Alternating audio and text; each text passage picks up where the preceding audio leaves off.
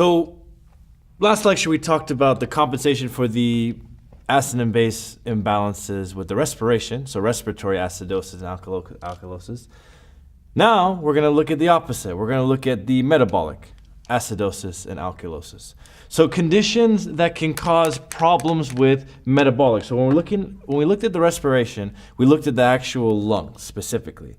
When we look at metabolic acidosis, when it involves our metabolism, we're looking mainly of the bloodstream. So what can cause these kinds of problems, these pH imbalances involving our metabolism, right? So there could be two main ways. So the first way is through the decrease in bicarbonate in our blood, right? So remember, bicarbonate is it's a base, right? So it's a base.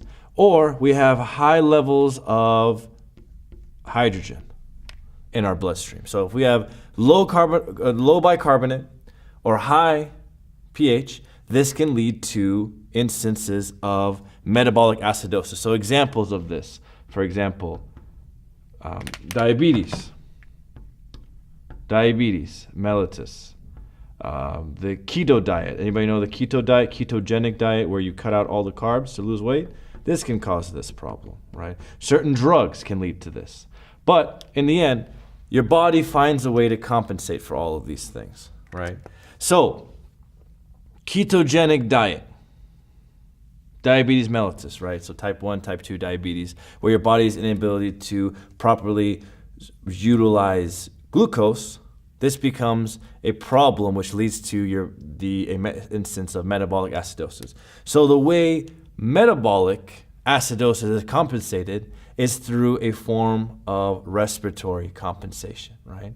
So respiratory acidosis gets compensated via metabolically, and metabolic abnormalities, when referred to the pH imbalances, it gets compensated through respiratory means, right? So how does the body fix this problem? So what it does is it gets compensated through the respiratory pathway. And the way it does it is through hyperventilation. So what is hyperventilation? What does that do to your blood oxygen and your carbon dioxide? So this leads to an increased oxygen and a decreased partial pressure of carbon dioxide. All right?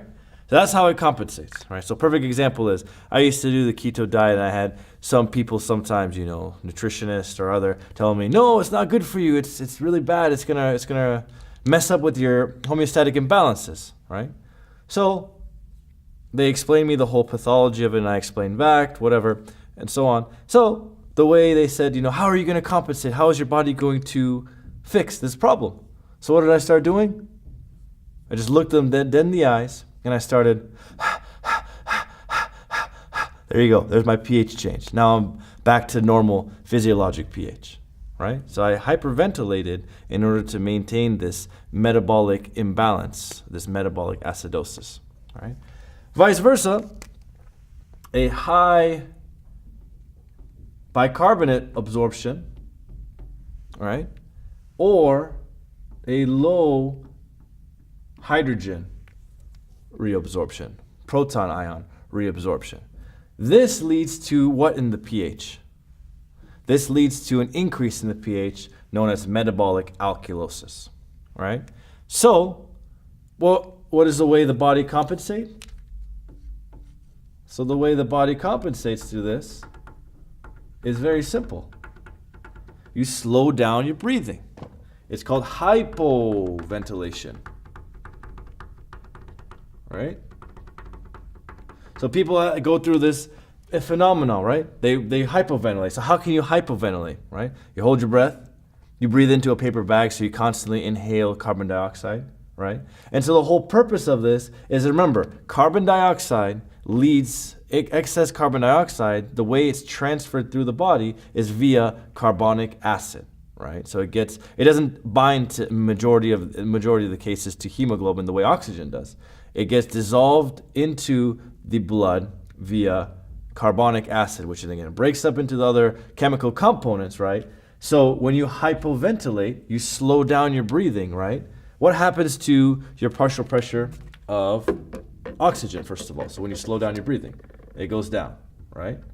So how is it that low breathing leads to high CO2, right? So how is it that, whenever you slow down your breathing, carbon dioxide gets built up? Well, if you remember from biochemistry, metabolic biochemistry is one of the main byproducts of cellular respiration. You remember, glucose plus oxygen gives you water and CO2. So one of the main byproducts of metabolic waste is carbon dioxide.